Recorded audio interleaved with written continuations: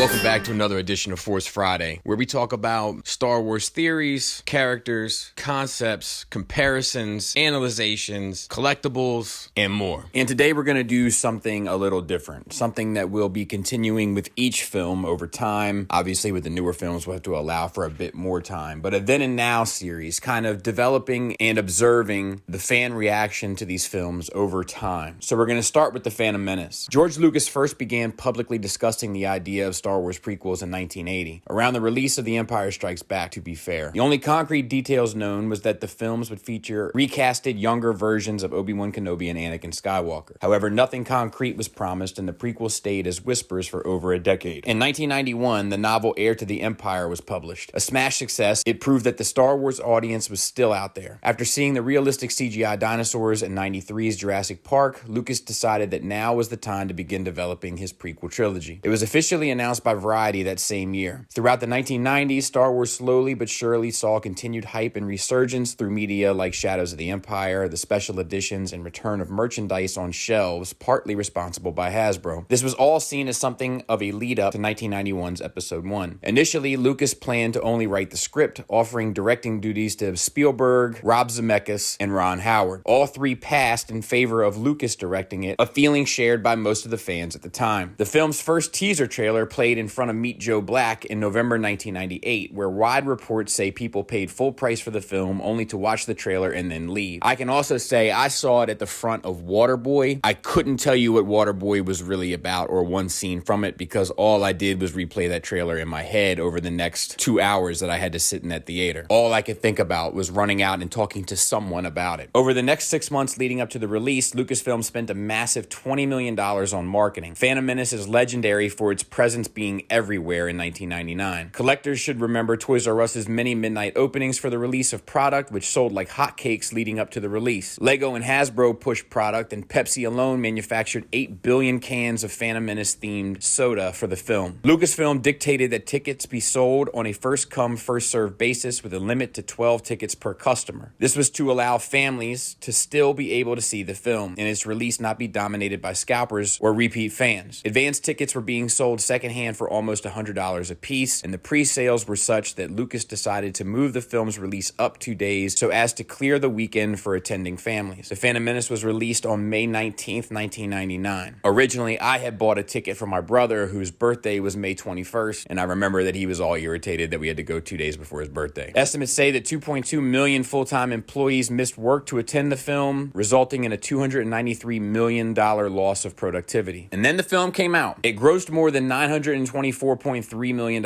equivalent to $1.42 billion in 2019, worldwide during its initial theatrical run, becoming the highest-grossing film of '99, the second highest-grossing film worldwide and in North America, and the highest-grossing Star Wars film at the time. Post-release, merchandise sales slumped dramatically. Hasbro saw major falls in merchandise sales, with Phantom Menace toys being relegated to clearance bins in widespread numbers. Lego had acquired the Star Wars license for '99, but failed to make enough product to meet demands. They dramatically increased output for 2000, but found Episode 1 toys sold so poorly that the company nearly went bankrupt. DK Publishing printed 13 million Star Wars books to release alongside the movie and only sold 3 million. This directly led to the company losing almost $41 million and facing bankruptcy. The fall off in the months after the film's release was so severe that Lucasfilm had to reduce its licensing fee by 20% going forward. Almost immediately after release, rumblings began about the film's disappointment. Critical reviews were very negative. The film sits at 53% on Rotten Tomatoes with an average of 5.9 out of 10, which I honestly think is kind of a fair score. Widespread criticism were the film's plot, slow pace, acting, and dialogue, with fans' criticisms including these, but more focused on the characterization of Anakin Skywalker, the inaction of the Jedi, midi-chlorians, and Jar Jar Binks. An example is Entertainment Weekly, who called it haplessly plotted, horribly written, and juvenile. The film is largely regarded to have had one of the biggest, if not the biggest, backlashes in film and entertainment history. Many criticized the film's over-merchandising and what they saw as characters designed only to sell products. Jar Jar Binks faced an overwhelming backlash. The Los Angeles Times described Binks as a major miscue, a comic relief character who's frankly not funny. While Salon wrote, perhaps the absolute creative freedom director George Lucas enjoyed while dreaming up the flick's comic relief with no studio execs, with not many, an independently minded actor involved, is the path to the dark side. side. He is generally regarded as one of the most disliked characters in film history. And I can tell you, I remember that merchandising quite clearly. And I can also tell you, much to my embarrassment, I did buy the dancing bank that played the cantina music while he shuffled about. It's not my proudest moment. It's not something I brag about. I deserve to be judged. I deserve to be flogged. I deserve to be beaten. But I'm still nice with those hands, so take it easy. On Jar Jar, Lucas said, the same group of fans absolutely hated R2 and C-3PO in the first film. In the second film, they hated Yoda. He was not a well-liked character. We can't understand what he's talking about. He's green. He's a Muppet, etc. In the third film, they hated the Ewoks. Couldn't stand the cute little sidekick characters. We don't like it. It makes it beyond a children's film. They can't stand it that there is this aspect to these movies, but comic sidekick characters have been in every single movie. Adding, most of the people who go to the movie, at least 95%, love Jar Jar. I'm not sure where he got those numbers from, but we also know he's our favorite lovable lunatic. Natalie Portman and Jake Lloyd faced the brunt of the acting backlash. Portman said in 2014, everyone thought I was a horrible actress. I was in the biggest grossing movie of the decade and no director wanted to work with me. Jake Lloyd has since retired from public life and acting and often seems somewhat bitter about the film's reception. He also ended up getting in some legal trouble. You might say he really did follow the path of Anakin Skywalker. Ahmed Best later revealed that the backlash was such that he considered suicide, tweeting, 20 years next year, I faced a media backlash that still affects my career today. This was the place I almost ended my life. It's still hard to talk about. The film's visual style and designs were so criticized, with many saying they depicted a more advanced universe than the originals and made no sense in that way. Lucas has said this was an intentional choice to show the galaxy as it was before the oppression of the Empire. After release, Lucas said the fans' expectations had gotten way high and they wanted a film that was going to change their lives and be the second coming. You know, I can't do that. It's just a movie. I'm sorry if they don't like it. They should go back and see The Matrix. In the decade following the film's release, opinion largely stayed very negative on the film. Numerous edits of the film existed, the most famous being the Phantom edit, which speeds up the film's plot and dramatically cuts Jar Jar Binks scenes. Documentaries like The People vs. George Lucas examined the reaction to the film and the large amount of hate that existed towards Lucas at the time. Shows like The Clone Wars spent years failing to gain significant attention from fans at large simply by being associated with the prequels. The film Fanboys is about a group of fans breaking into the Lucasfilm to steal a copy of Episode 1. It ends with the main characters in their seats about to finally see the movie when one of them says, "What if it sucks?" and the movie ends. The joke only works on the idea that the Phantom Menace is regarded as a bad film and speaks to its notoriety in popular culture as a disappointment. In 2012, Lucasfilm began its long talked about 3D releases of the Star Wars saga, beginning with the Phantom Menace. It was treated by licensees as if it were a new movie with an all-out merchandising bonanza that utterly flopped. It single-handedly decimated Hasbro's Star Wars line, and despite making almost $100 million